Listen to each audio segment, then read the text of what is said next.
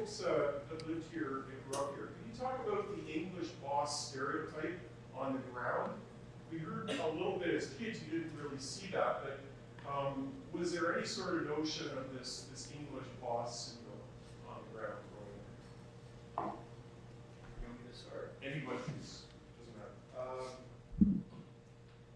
Well, I mean, it was a reality, and I think you know, as kids, we never experienced that resentment. But I think for people who were francophone and lived here, you know, I think their chances for promotion were a function of their ability to communicate with their English bosses, and therefore those who didn't and may have been easily as competent. I'm just speculating. I expect there was you know, that kind of dynamic. I mean, I don't know how much there was a realization in that post-war period that, you know, there was, well, because of the education system in Quebec at the time, there wasn't the training for the kinds of jobs, and therefore, you know, for that period, you know, they imported English speaking professionals, engineers, bosses. But as that, you know, as the educational system caught up, as the priesthood relinquishes control of the system, then that transition happened quite rapidly, and then all, you know, all the bosses left and were replaced by French bosses. I remember just on my way out, Gaston before became the plant manager, and I think that would have been, I think, in the mid-60s. But that certainly was a harbinger, or, you know, one of the first steps. Where did the English bosses go? You mentioned that they, yeah. Where did those folks go? Where did they go? Well, I can, others can speak, but my father, and he really did try to speak French, and so it was, but he came from Elgin County near London, St. Thomas, Ontario, just like, you know, Burlington or whatever. So, you know, it was a difficult struggle, but he, you know, worked hard to communicate as best he could. But clearly it wasn't an ideal situation, and, you know, I think his days were numbered. He came in 48, left in 65, and then went to head office in Montreal for about a year, and then ended his career in Newcastle, England, Newcastle-on-Tyne, where they were building a big smelter. But that's how he exited. Others, I know around that time in the 60s, there was a lot of turmoil within the company. I don't know if Tom or people who were there at the time can talk to that, but there were a lot of people let go, a lot of people fired, and so there were different forces at work in that tumultuous period, and that was one of them. I could just add about that. My dad was an English boss. So he came from Lindsay, Ontario, in 1942 during the war,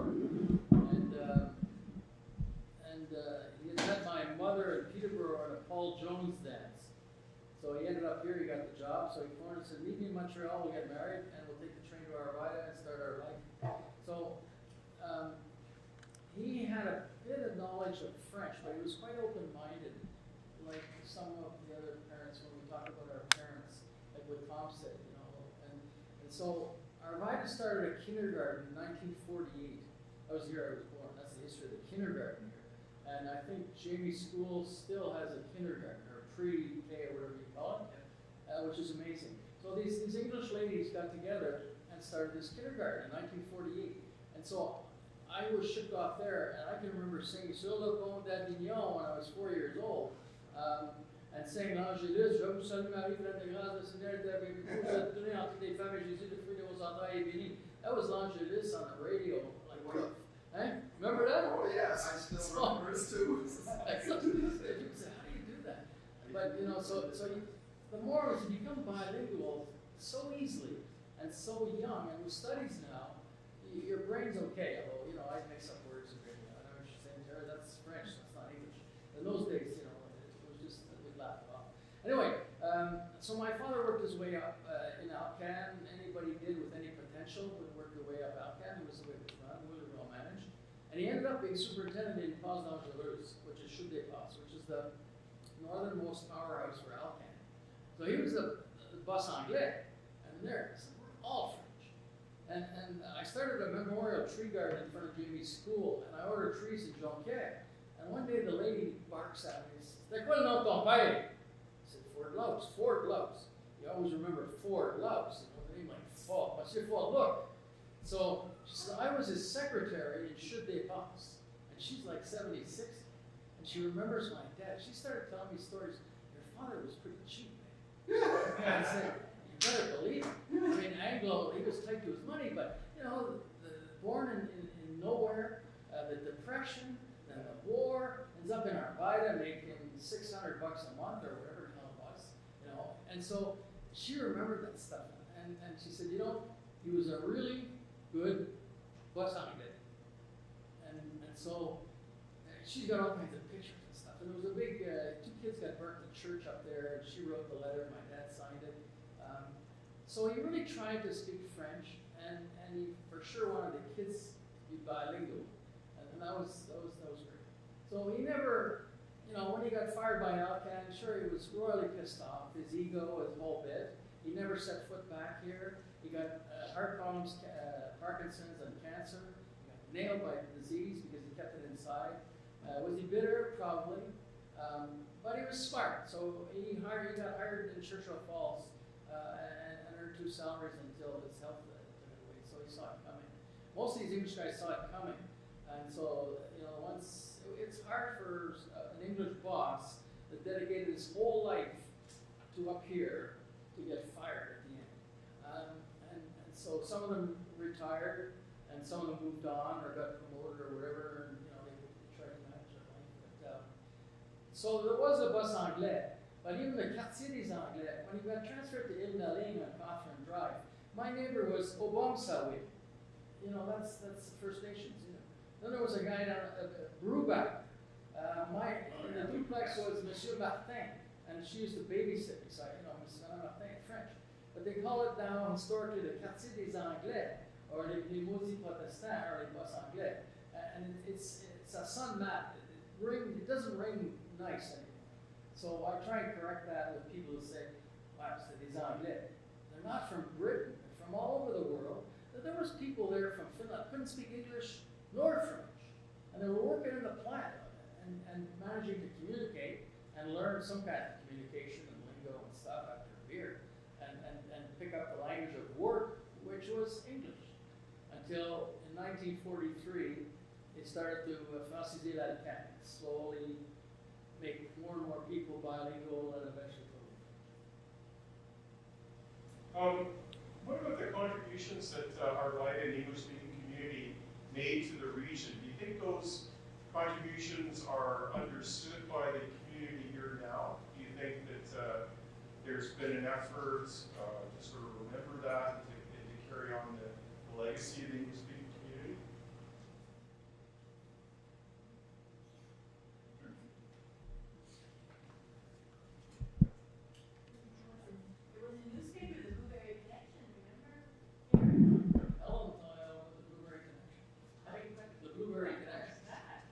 Counsel did that for about 6 years, right? Community Association of Saguenay-Lac-Saint-Jean, and that ran from about 2000 to 2006. I checked the other day, and yeah, it's a lot of people liked it for the heritage stuff, right? The reminiscencing that it was talking about. Did you see that, Jamie?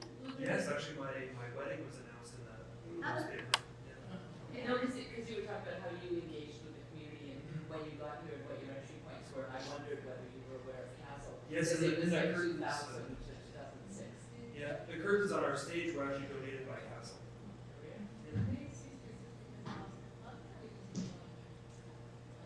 I don't know if we want to, I mean, I'm happy to answer the question, but I don't want to take away from the panel, so I'll answer that. But should I answer that question? Please, yeah.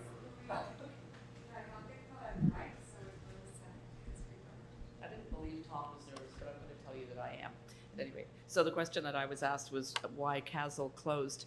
I'll spare you why it began. Well, no, let me give you a little bit of context. So there was an organization in English-speaking Quebec called Alliance Quebec that was created in the late 1970s at a time when the English-speaking community across the province was unsure of what the future held politically. And Alliance Quebec came together, and they were largely in Montreal, but they had smaller chapters in communities across the province that couldn't sustain their own English organization. So if we think of groups like the Townshippers, Voice of English-Speaking Quebec, the Council for Anglophone Magdalen Islanders, the Committee for Anglophone Social Action in the Gaspé, the Coasters on the North Shore, Outaouais Alliance up in the Outaouais, they had sort of larger social capital and could hold their own as an English organization. But in smaller areas, Alliance Quebec opened chapters where there wasn't enough of a critical mass to have a regional association. So those included Baie-Comeau, Sept-Îles, Upper and Lower Laurentians, Trois-Rivières, and up in the Saguenay. And there came a point in early 2000s that the English-speaking community here felt that the Alliance Quebec chapter wasn't really speaking for them. It had some political positions and was led by folks in Montreal that the folks in the Saguenay felt didn't represent their own values and interests. And so they came to the Department of Canadian Heritage, where I work, and asked us whether we would consider creating a separate organization specific to the Saguenay. We really asked them to go to Alliance Quebec and to create some kind of petition that demonstrated that there was some local interest and that they wanted to do that. And so they did satisfy our request. That was a little bit before I got there, but they satisfied our request to demonstrate community interest, and so we provided some funding to them. I think it ended at about $50,000 a year. It's enough for a salary of a staff person, led by a volunteer board of directors, of course, small office where people could drop in. And in fact, Charles Taker from the Commissioner of Official Languages office pointed out, and we were all snapping photos, that the Counsel sign is still up on Place. Sorry, who did? Oh, Patrick noticed it in the bus tour. Somebody noticed, not me. My point is, I don't have the eagle eyes that some of these folks had. So we were all snapping pictures today because it's a best. The sign's on Place Davis at Arvida. It's still there. Yeah, well, I mean, thankfully for these two good-looking men that they pointed it out and showed us where it was. So we're all taking pictures because ultimately the organization ran from 2001 or late 2000. You could go into the Registre des Entreprises and figure out, and you can find out when it started. But ultimately in the autumn of 2005, the then president, Jill Mimo, I don't know whether anybody knew Jill Mimo, she contacted the department and said, people aren't coming to the events that we're organizing. I think, and you alluded to it, particularly Jamie, that you get used to living in French. You arrive here without necessarily thinking that there's going to be a group supporting the English-speaking community. And so they were not, people might come once or twice for the novelty, but they weren't coming recurringly to the activities that were being organized. And so they contacted us feeling that it was a bit of, that they weren't using their funds as well as possible because people weren't coming to what they were doing. So they polled their community. They put articles in the Blueberry Connection, which was a fantastic newspaper. I used to buy it and give it to all the expat Kenogami people that I knew, and they'd all love reading it. It was really fun. And so I came up to an event in the autumn of 2005 where they invited community people to come and talk about what could exist or what kinds of things they'd like to do. And it was clear that people were used to living their day-to-day lives in French, but they wanted activities the department might not be able to fund, yoga classes and gym and whatever, which is fine and great, but the cooperation with the community funding program is about more of community development. And you could do some yoga and some exercise if it's part of a larger program, but to just pay for exercise classes would have been a difficult expense for us to defend. And so that ultimately they wrapped it up very methodically, very carefully, very thoughtfully. They simply said this isn't the right time, and they simply closed up. And so on the 31st of March 2006, when that funding year ended, it came to the end of their cycle.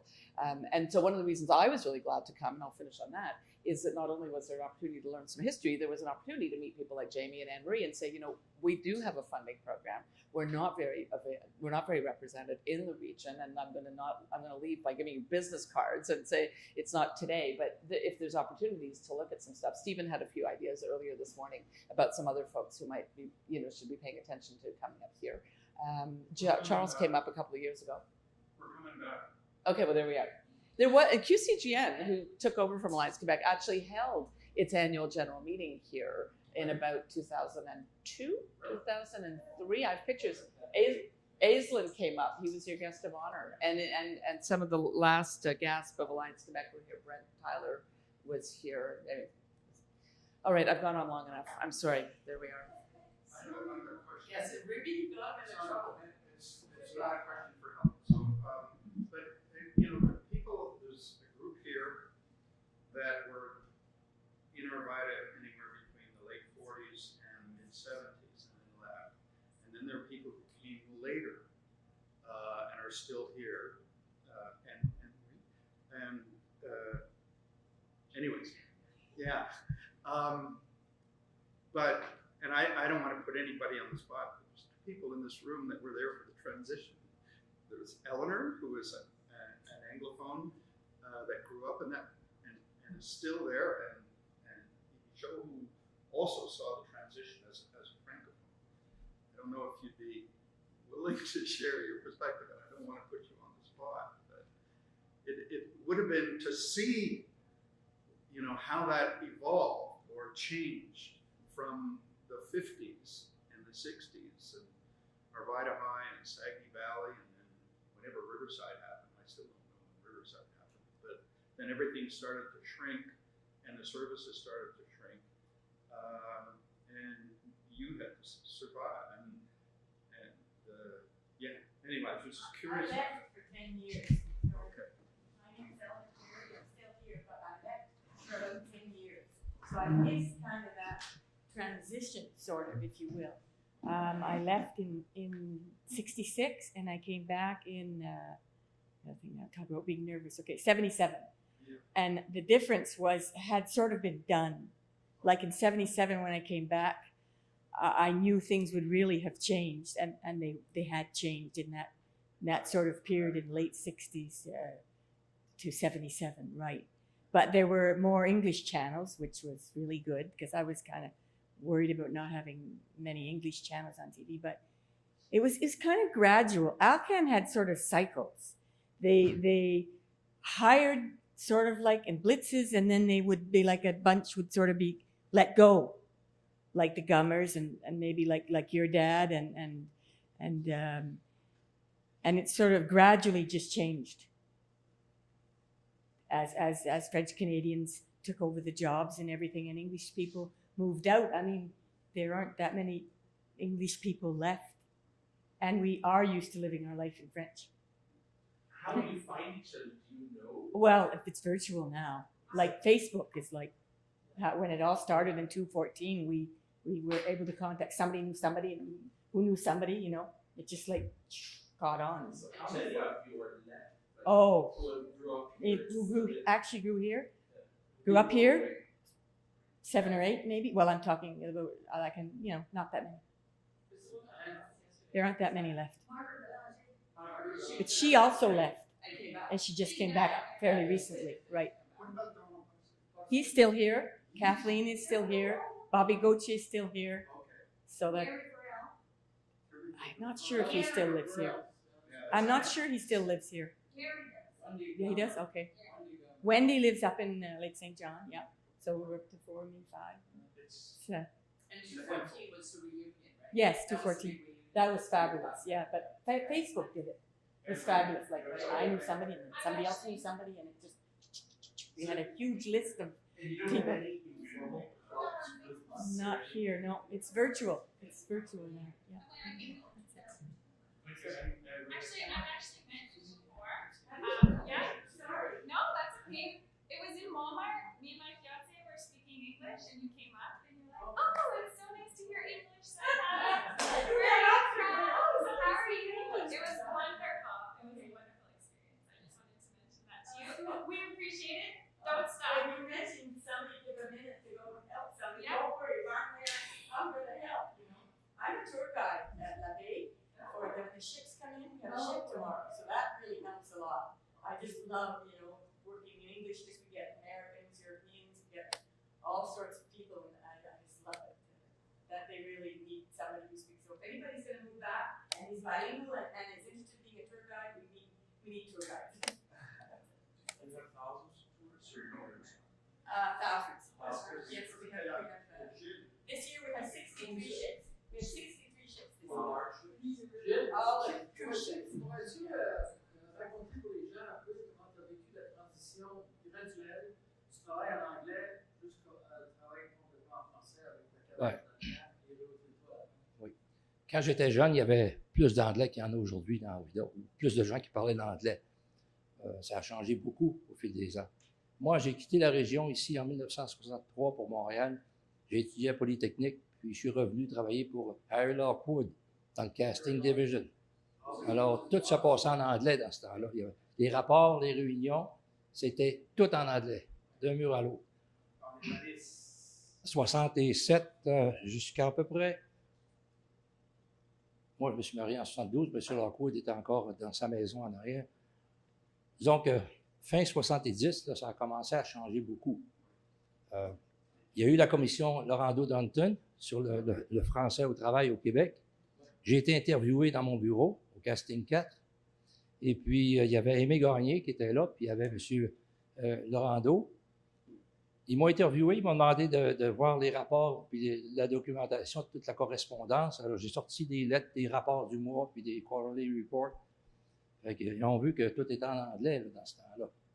Fait que ça a pris plusieurs mois. Ils sont revenus dans mon bureau, à la même place. Puis là, ils ont dit dorénavant, ce rapport-là, ce qui va à l'extérieur, comme à Kitimat, aux États-Unis ou ailleurs, en anglais, mais tout ce qui circule au Québec, dorénavant, ça devrait être en français. Alors, les ordres du jour étaient en anglais. Les réunions, des fois, tu avais un anglophone, puis 15 francophones, puis tout se faisait en anglais.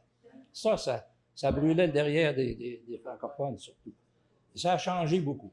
Mais on devait faire des gros efforts parce qu'on ne comprenait pas tout ce qu'ils disaient. Puis, ça a été une transition qui s'est faite graduellement. Les patrons ont commencé à changer. Certains ont pris leur retraite, d'autres ont été mis à la porte. La francisation des usines a commencé beaucoup avec le premier directeur francophone, M. Dufour, Gaston Dufour. Lui, sa femme était en anglophone, parlait très bien l'anglais, mais graduellement, ça a commencé, disons, à changer. Les Lockwood, les Corey Wall, les Ross Sloan, plusieurs ont quitté. Alors, moi, j'ai passé la Gazette 2 ans dans le quartier des Anglais. Alors, je connaissais tous les Anglais qui restaient là. Le samedi, c'était un peu laborieux quand j'allais collecter. Des fois, Mme Condon a dit « Oh, I'm going to get my husband. What's husband for me? » Je ne savais pas. Alors, mais j'ai appris un petit peu à ce moment-là. Puis après, au travail, j'ai appris l'anglais. On donnait des cours. Le camp était extraordinaire. Il y avait des programmes de formation pour tout le monde. Chaque année, ils envoyaient une liste complète de cours. Tu pouvais aller à un séminaire aux États-Unis, tu pouvais aller à Genève suivre un cours de 2 ou 3 ans. Les patrons anglophones étaient vraiment supérieurs, puis fins, gentils, puis collaborateurs. Alors, on a eu l'occasion d'aller à des tea groups, toutes sortes de rencontres pour familiariser avec les anglophones, puis les gens des autres usines aussi, puis des autres provinces, puis des autres pays. Alors, on avait l'occasion de s'imbiber dans la langue anglaise. À Maison Alcan, à Montréal, la place du Marie, c'était pratiquement 99% anglophone dans le temps, des années 60. Et ça a changé avec le temps, ça s'est francisé. Aujourd'hui, avec le retour des Australiens et des Britanniques à Rio Tinto, alors ça a changé carrément. À Montréal, maintenant, c'est rendu de plus en plus anglophone au bureau de Rio Tinto. Alors, ça change, il y a des siècles, puis ça revient, ça repart. C'est sûr que là, Rio Tinto, c'est vraiment les Britanniques et les Australiens qui mènent le business. C'est une autre façon de penser, c'est une autre façon de voir, faire des affaires. Ils sont très durs sur le personnel, sur les coûts, sur la sécurité aussi. Tout le monde doit stationner du reculon maintenant. Si tu stationnes de nez en avant, ça ne marche pas. C'est une question de sécurité. S'il y a un feu ou une explosion, il faut que tu sautes dans ton char, tu t'en ailles au plus vite. Alors, c'est comme ça. Est-ce que tu penses que Rio Tinto pourrait faire passer de patrimoine anglophone et patrimoine de Canada? Je suis un petit peu loin pour répondre à cette question-là. Ils ont des gens encore qui s'occupent dans la région des relations publiques, puis de donner des subventions, mais c'est difficile en dehors du circuit. suis moins au fait là, de la façon de penser que c'était avant. Mais après, le fiducie, Rio Tinto, on va essayer de commencer là, pour préserver un peu le patrimoine. Oui, mais on va voir qu'est-ce que ça va donner. C'est sûr qu'ils ont toujours donné beaucoup d'argent. Moi, j'ai parti un projet ici il y a 10 ans pour faire un musée sur l'aluminium, le développement d'aluminium depuis l'invention jusqu'à nos jours, et le développement de la ville d'Arvida aussi, depuis 1925 jusqu'à aujourd'hui. On avait un comité, on a travaillé 10 ans, Rio Tinto nous avait donné un budget de 20 000 $ pour faire une étude de faisabilité, mais on s'est fait boycotter par les gens de la ville et un autre comité. Alors, on a fermé les livres, ça fait à peu près 1 an. J'ai retourné le chèque de 20 000 $ à Rio Tinto parce que j'ai dit, je ne peux pas le dépenser à d'autres choses. Il était là pour faire une étude de faisabilité. Mais ils contribuent beaucoup, ils mettent beaucoup d'argent. Là. Dans les sports, tu prends les cubes d'énergie là, avec la voix. Ben, ça, dans les écoles, tout le monde fait des exercices. Pour faire un exercice, tu as un cube. Si tu fais un exercice 15 minutes, tu peux mettre un cube. Donc là, ils cumulent des cubes. Puis disons que Rio Tinto, il paie ce gars-là, la voix, pour travailler auprès des usines et de la population. Reste-tu des copies de ton livre? J'en ai plus beaucoup. J'en ai plus beaucoup. J'ai écrit l'histoire du club de golf Saguenay à partir de 1925 jusqu'à nos jours. Et puis, j'ai mis 3500 heures de travail, 3 ans de travail là-dessus. Ouais, c'était tout. Je suis parti de l'anglais, malheureusement, puis j'ai tenu ça en français. Aujourd'hui, il faudrait le remettre en anglais, mais c'est trop dur. Fait que, ouais, j'ai écrit ça, ça a pris énormément de temps. 3 ans, comme je vous dis, puis 3500 heures de travail. J'ai passé à travers tous les comptes rendus de réunions du club de golf, ici dans la région, puis à Maison Alcan.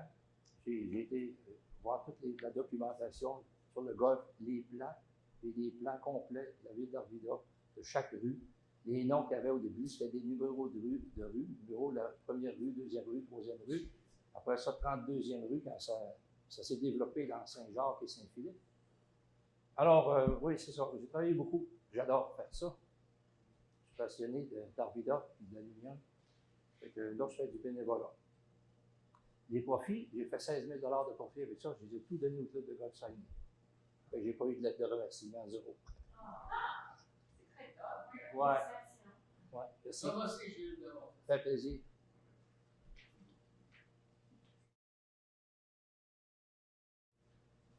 Okay, so I'll just ask one more question before we open up the floor.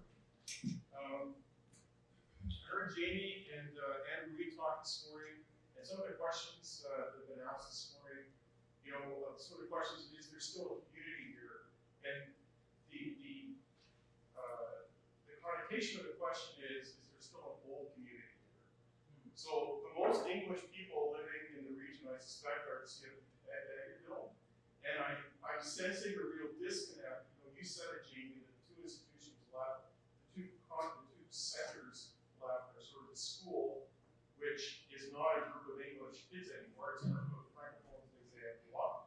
So the Anglophone community, the English-speaking community in Saguenay is really focused around base.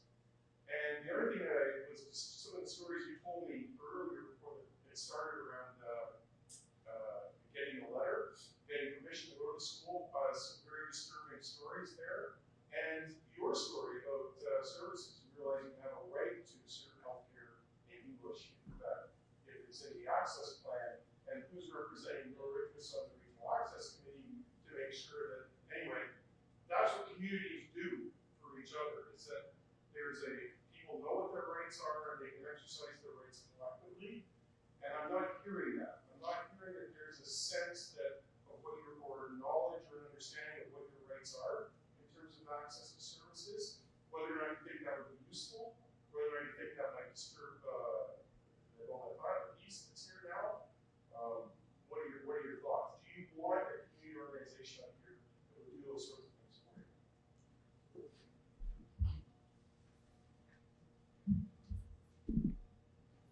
So, to touch on the piece, that is a big part because, like you said, not only are we Anglophones,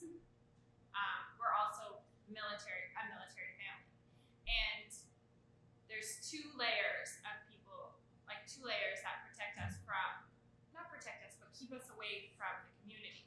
Because first, we don't speak the language. Second, we're military. And there's all these connotations around being military. Oh, you're gonna leave soon, no big deal. Why learn about you? Oh, you're gonna be posted in 2 years, why employ you? Oh, like you have your own support system, you don't need us. That's one of the biggest things I think is the hardest. We do have help on base. I actually work at the Military Family Resource Center, and we do have support for Anglos and Francophones that live the military life. But the idea of walking into a building that is Francophone, let's just say the hospital, and demanding to be spoken in English, I couldn't imagine. I would never do that. I honestly feel bad when I walk into a situation and someone is trying their hardest and I'm trying my hardest. I don't feel bad for me. I feel bad for them. I honestly say, I'm so sorry for my French. Like, I wish I could do better. And they're like, no, you're doing great. But do I wish there was more English in the healthcare system? Yes, but if one particular person walked in and said, my legal right is to be served in English, find someone who speaks English, they would just laugh at you, honestly. That's my opinion.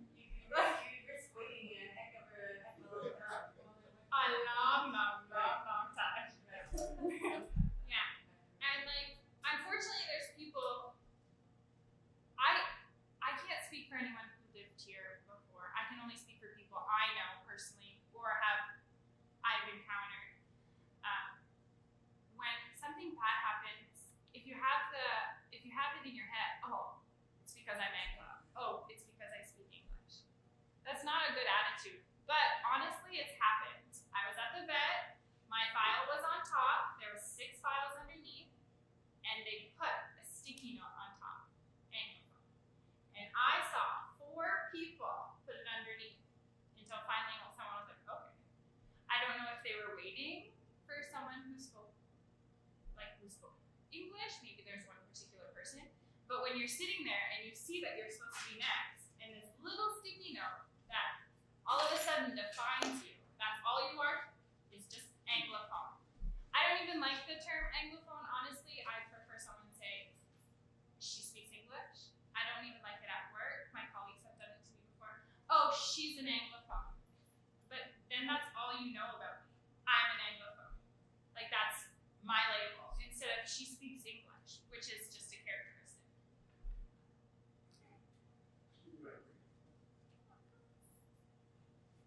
Okay, so that's it for the program part of the event. So the floor's open now. If you have any questions for the panelists? There's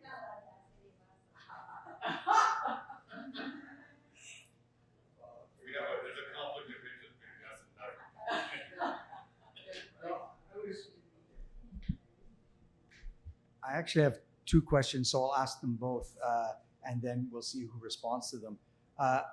The first question has to do with employment. I'm wondering what sorts of jobs there might be for somebody who wanted to move up here from the south.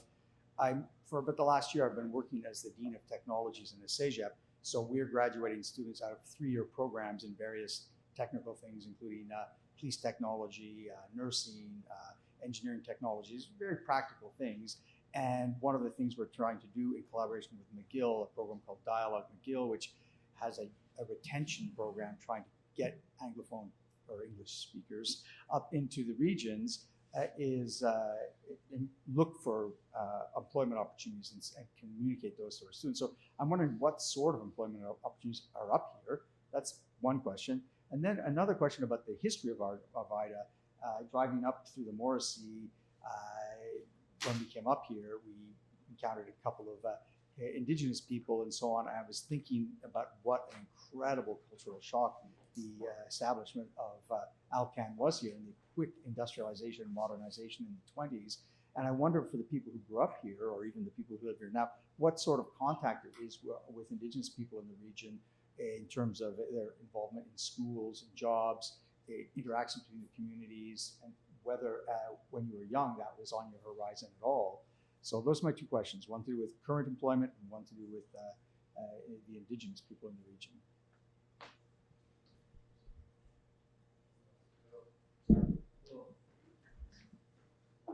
I guess I can speak to the English employment thing, question. When someone arrives in the region and they speak English and they have a teaching degree, it's really easy to set foot in our school and get supply work real quick. There's no, there's a shortage right now. There's not a long list of people, waiting to finally get their turn. So someone with a teaching degree, it's quite simple. Someone else coming in who's an English speaker who doesn't speak French, the opportunities are next to none, scarce. Yeah, I think bilingualism is probably the key. Someone comes in as an English speaker, their chances are slim. Assuming they are, yeah. So what sorts of, who are your employers beyond Alpha? I know the healthcare system is short-staffed in nursing, and I don't remember the name of the healthcare nurses. The biggest problem from out of province is to see if your papers are transferable here. So if you are from Ontario and you get a nursing license or whatever the technical term is, sorry, and then you move here, you have to apply to make sure that it's equivalent. But if the program's from McGill, then it's already in the province. I don't think that would be a problem for them. But I know the healthcare system is short-staffed, only because I have a couple friends who are nurses, but that's it. CGI is another company that is well established here.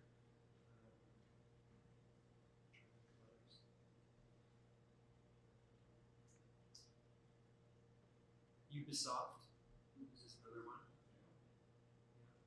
Yeah. And we have a former student who he graduated. He works in Montreal now in the Montreal offices, and he came back to do a talk to our students, saying how much Riverside helped him in his work, and he's really proud to come back. And he boasts to everybody that he came from here and he's bilingual, and that he's doing really well in his work. And there is an office here. I mean, the video game industry is English, right?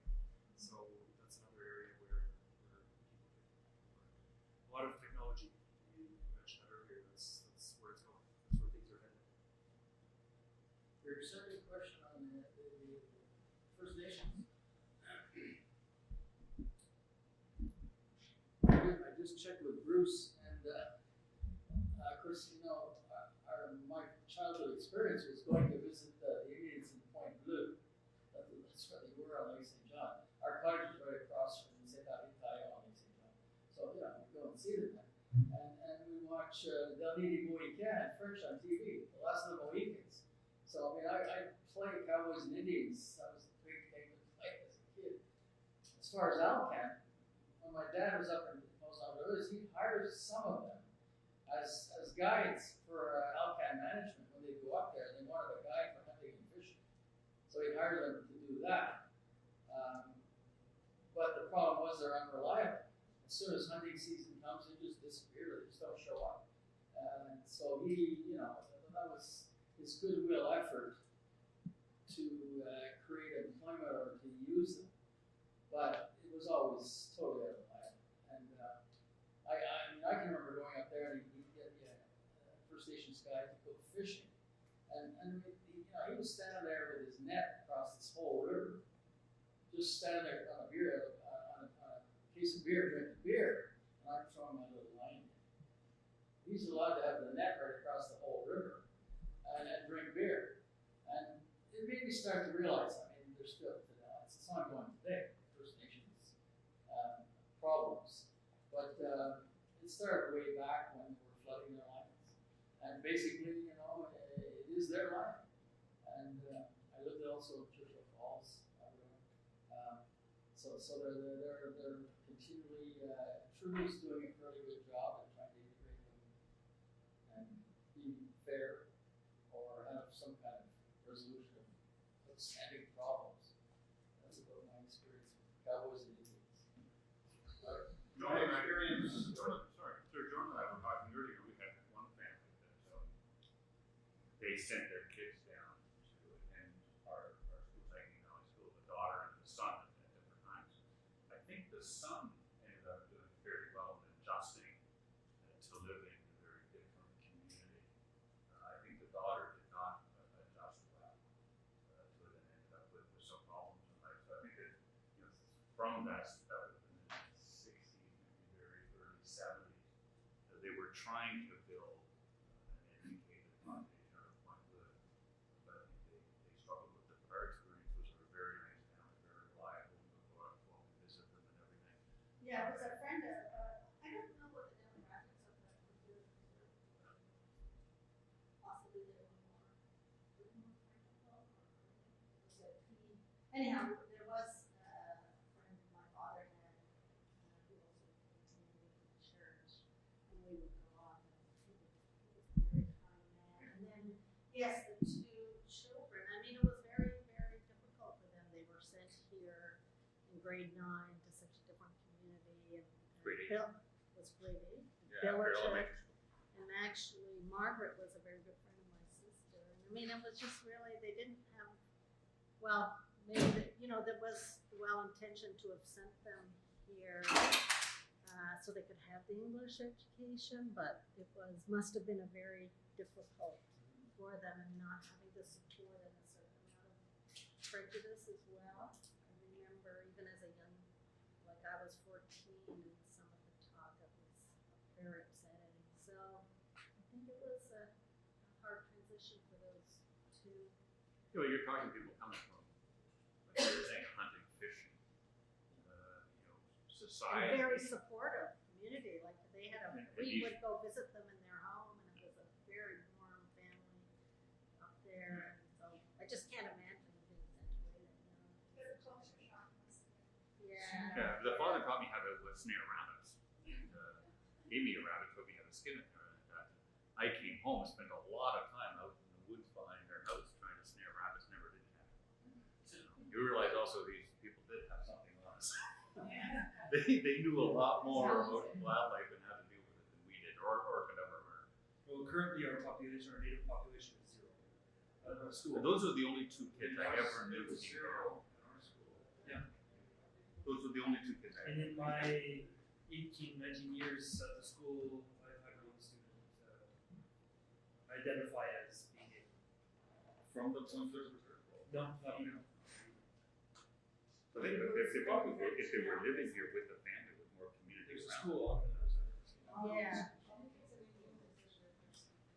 Yeah.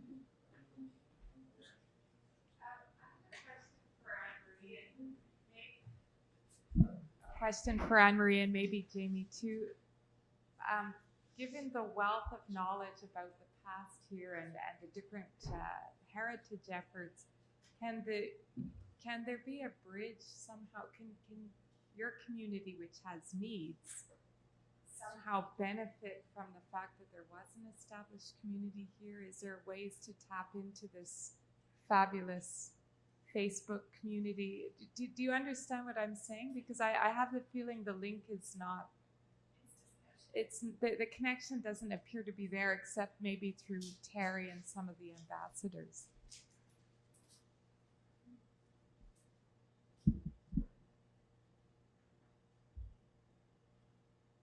Sorry, thank you. I think there would be a benefit to somehow connecting. I know that, like I know a bit of the history. My French professor was very passionate about it, so we've been on some walks or had group conversations about it, or done a little bit of history. But I don't know how I would connect it, and I don't know what I think it would be very positive, but I don't know exactly what the benefits would be at this moment, just on the spot. I think it would be good. I think that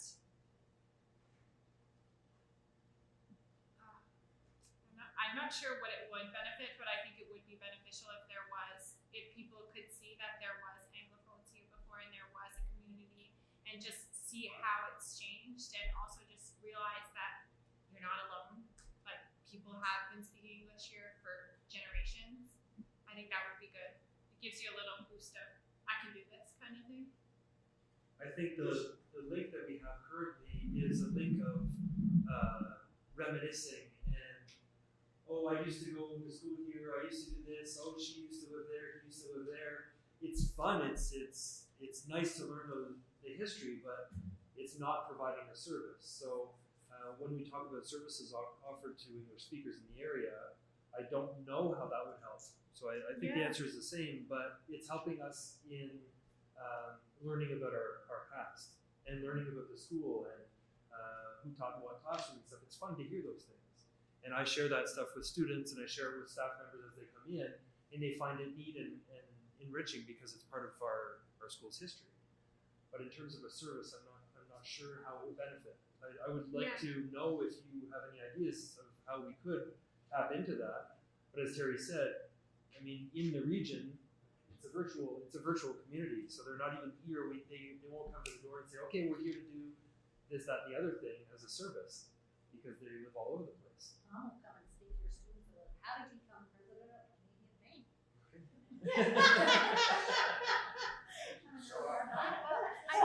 the way I see it.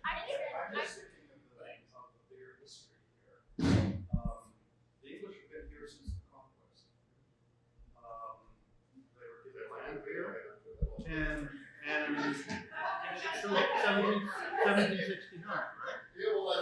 And just think of the names of common French names here, people that are unilingual francophone, like the Harveys and the Blackburns, and the McLeans and Murdochs, and it just kind of puts it all in a kind of perspective, this kind of cycle. And I think for this particular generation, which has been largely, those who have stayed have been largely assimilated, and so at least your challenge is aided by the fact that back then they didn't have the internet, or they didn't have the means of making those links and sustaining the memory. It's about memory, and if you can, the means do exist for that memory to be maintained, and there are people here that are working hard on it. I agree, like the history, it makes us feel like we can do it. It gives us this warmth. It shows us that it was here, we can do it. Like, empowering. But knowing, I don't mean to sound rude, but knowing that someone in 1972 had access to more English than we did now, that's scary. And it's wonderful that they had the access, but we don't. It's not saying like, well, that's not fair. Well, life's not fair, I get that. But if you had the access in 1972 or 1953 or whatever, it doesn't translate to giving us support. It doesn't continue. The support hasn't, it was definitely stopped as the English bosses were taken away, and it was, I think, more provincial. They wanted to protect their community, their language, their culture. And I think that's another aspect as well. That the language, I feel at least, the language is something people want to protect, and I 100% agree it should be a language that's protected. But I think that everyone, like you said, bilingual is the thing that's going to happen. And it shouldn't just happen in Quebec. It should also happen in Ontario. It should happen more across Canada, because I think I said this earlier to someone. If someone from Ontario that's never experienced French came here and lived here for just 2 weeks and then went back, they would be so much kinder to immigrants, to people who don't speak English, and people who've been here for generations. They just have a more open mind.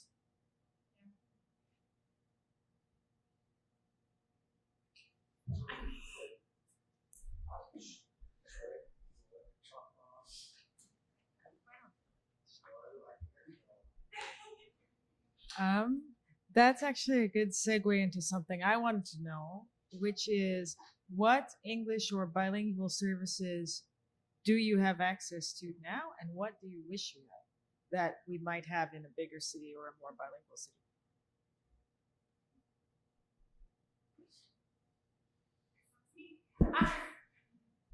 We have an English movie twice a week.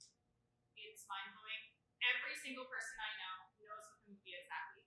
Every single person I know is like, oh, are you going on Thursday? No, I can't go. I'm going on Sunday. That is something we love because I don't go to those movies because I don't want to sit in the theater with all of my students. yes. I avoid the kids ones too because they're all like, oh. I wait till I go to Montreal and then I go to the theater there. We only had it once a week. We had it once a week when we moved here. So it actually just changed less than a year ago. We think it's mind-blowing. So that's something we appreciate, we love. Something that we wish we had access to. Maybe more job fairs. We wish we were invited to more job fairs. I'm only speaking for the military side. But sometimes I think we're a little forgotten, a little disconnected. I wish that we knew more about job fairs in the community or job availabilities or something like that. That would be good for kids.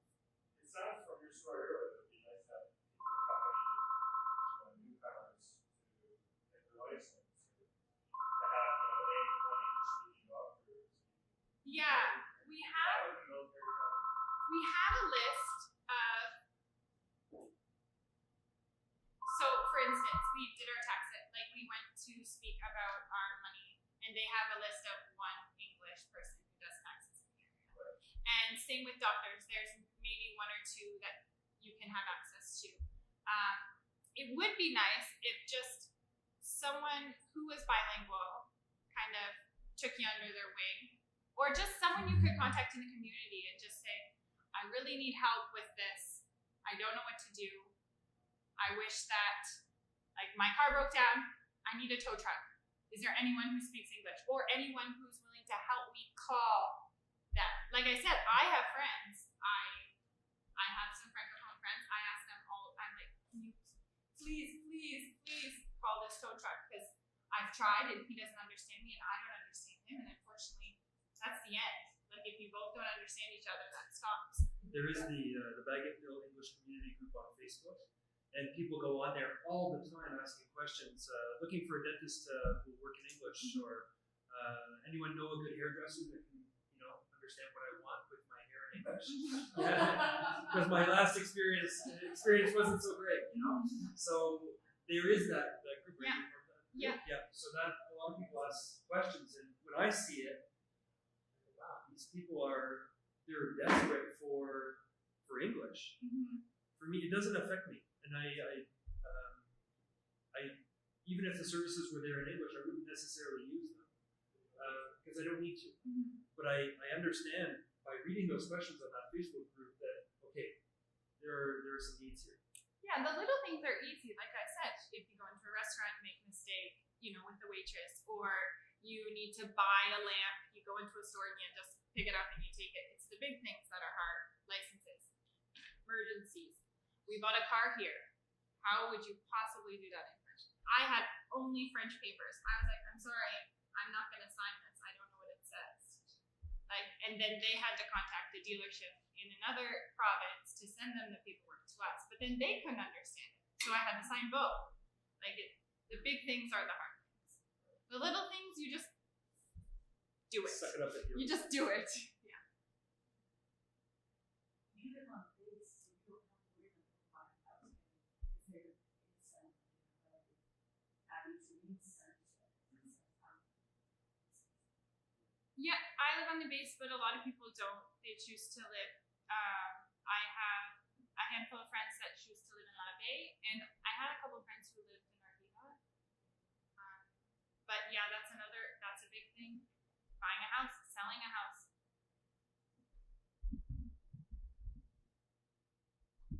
Just a comment with regard to services that are available. The reason why you probably saw me on my phone was not because I was being rude, but I just wanted to validate some information that I thought I knew, but I wanted to be sure before I said it. I'm not sure how familiar you are with the Community Health and Social Services Network. It's a network affiliated with the QCGN out of Quebec City and throughout the province. But one of the things that they do, they have network and partnership initiative, but also they partner with McGill University for language training for health professionals. And so I was just looking, there are health professionals here that have gone through extensive training paid for by the government to be able to offer services in English at the health establishments. And there's also access plans at the health institutions here that offer not all of the services, but some of the services, especially frontline services in English. And so I don't know all the details about it, but for your reference, possibly you might want to check with the Community Health and Social Services Network, and they might be able to provide you with references. So just a final comment here.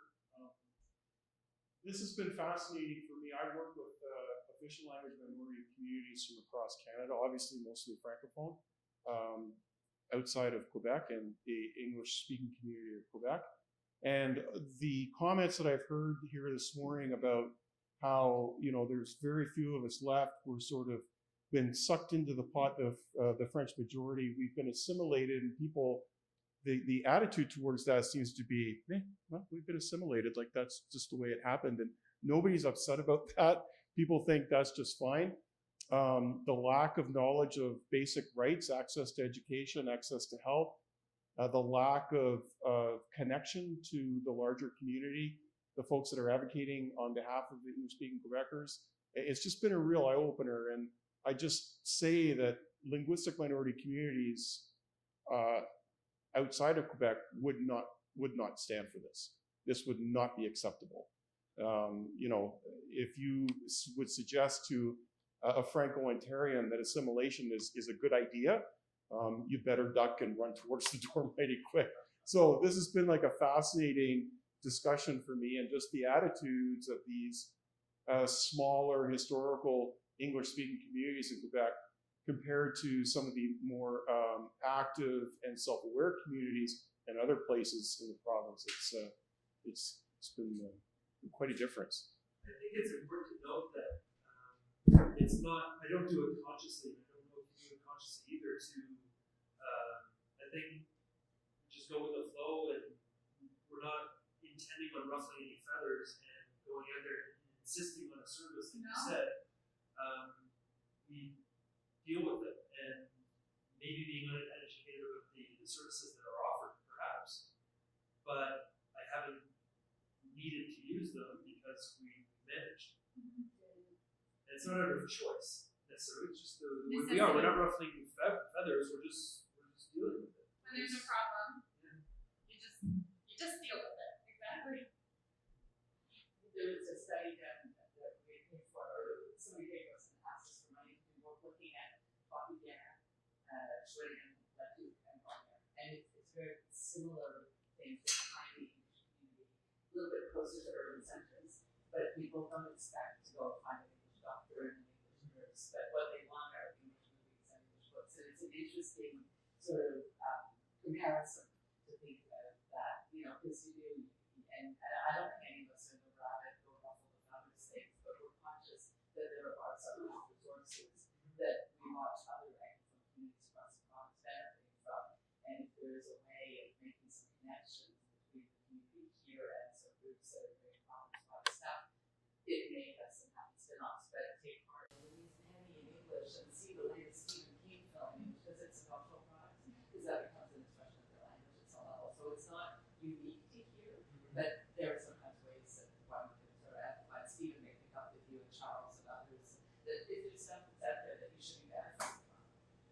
It would certainly be nice to know. Yeah, absolutely. Anyway, sorry. So let's do one final question, and then we'll. Yeah, and I think this relates, and it's related to Lorraine's question, making the link between the interracial link here, and the question of the community's sort of sense of identity and self-awareness. Is there an opportunity to make the connection with a prior generation in terms of identity formation for the students at the school? Look, the English language, English-speaking community has been here for generations and have made a very positive, meaningful contribution to building this region. You know, they played a fundamental role And in creating that self-awareness that there's a history, that there's a sense of belonging, do you think that could contribute to people being more likely to ask for services, and not in an angry way, but just in not necessarily for the purposes of ruffling feathers, but in a proactive way that, yeah, this is a part of who I am, a part of my history. Maybe it's a part of who I can be in my day-to-day life, and so be proactive in asking for services. Does the school have a potential role to play in that identity formation? And then also more broadly as a cultural center for the community, now that previous institutions are not necessarily with us, the curling club or the dances or other informal or less government driven institutions or points of organization. Maybe just touch on the first part.